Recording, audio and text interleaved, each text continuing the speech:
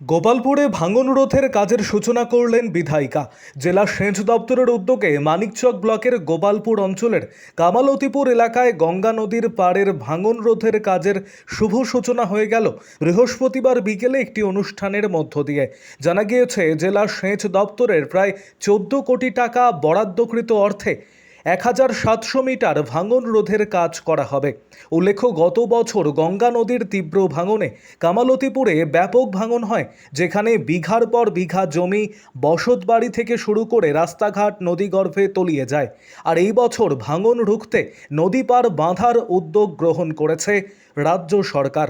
এদিনের এই কর্মসূচিতে উপস্থিত ছিলেন মানিকচক বিধানসভার বিধায়িকা সাবিত্রী মিত্র, মানিকচক ব্লকের বিডিও অনুপ চক্রবর্তী, মানিকচক থানার আইসি সুবীর কর্মকার, স্থানীয় জেলা পরিষদের সদস্যা মালা রহমান, গোপালপুর অঞ্চল প্রধান, সেচ দপ্তরের আধিকারিক সহ এলাকার জনপ্রতিনিধি এবং সাধারণ মানুষজন উপস্থিত ছিলেন। এদিন নারকেল ফাটিয়ে ও ভাঙন কবলিত এলাকার মানুষদের মধ্যে মিষ্টিমুখ করিয়ে কাজের শুভ সূচনা করেন মানিকচক বিধানসভার বিধায়িকা সাবিত্রী মিত্র। পাশাপাশি তিনি ভাঙন রোধের কাজ যাতে কোনো রকম সমস্যা না হয় এবং মানুষ যাতে কাজ বুঝে নেয়, সেই সমস্ত বার্তাই তুলে ধরেন এদিনের কর্মসূচি থেকে। আরও আপডেট থাকতে আমাদের ভিডিও শেয়ার ও ফেসবুক পেজটিকে লাইক করে ফলো করে দিন।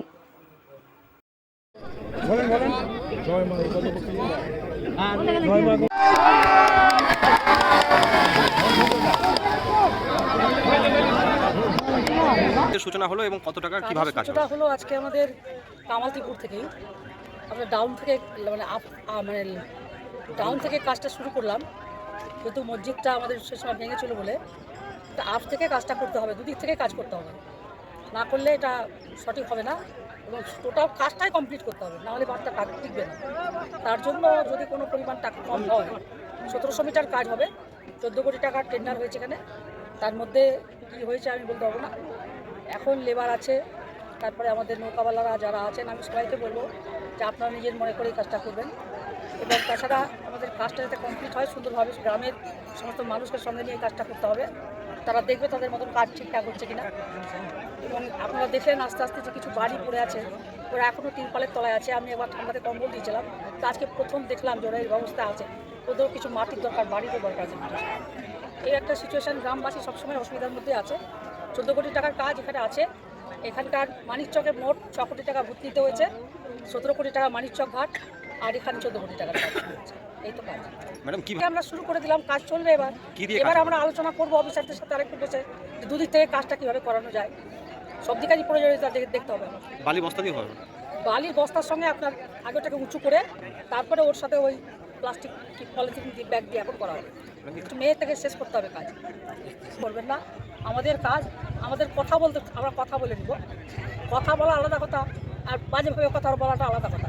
ভালোভাবে কথা বলে কাজটা করে নিতে হবে, এটা কথা। আমার ভয় দেখি আমরা কাজ করবো না, কাজ করতে দিব না, এই আওয়াজটা যাতে আমি না শুনি। কাজ করতে হবে, গ্রামের মানুষের স্বার্থে। সেই জন্য আমি তো এখানে রাজনীতির মধ্যে দাঁড়িয়ে বলছি, আমি কোনো দলের হয়ে বলছি। আমি সাবিত্রী মিত্র বলছি, মমতা ব্যানার্জি উন্নয়নের নেত্রী, উনি টাকাটা এনেছেন কাজ করার জন্য।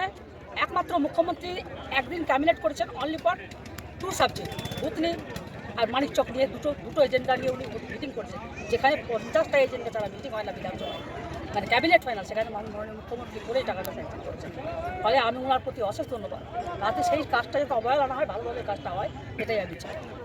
যেমন এদিকে কাজটা হচ্ছে, এদিকের মানুষ খুশি আছে, খুশি হওয়ার কারণে ওটা না কাজ করতে গেলে ওই দিক করে, তাও সেদিকেও আমাদের অসুবিধা আছে।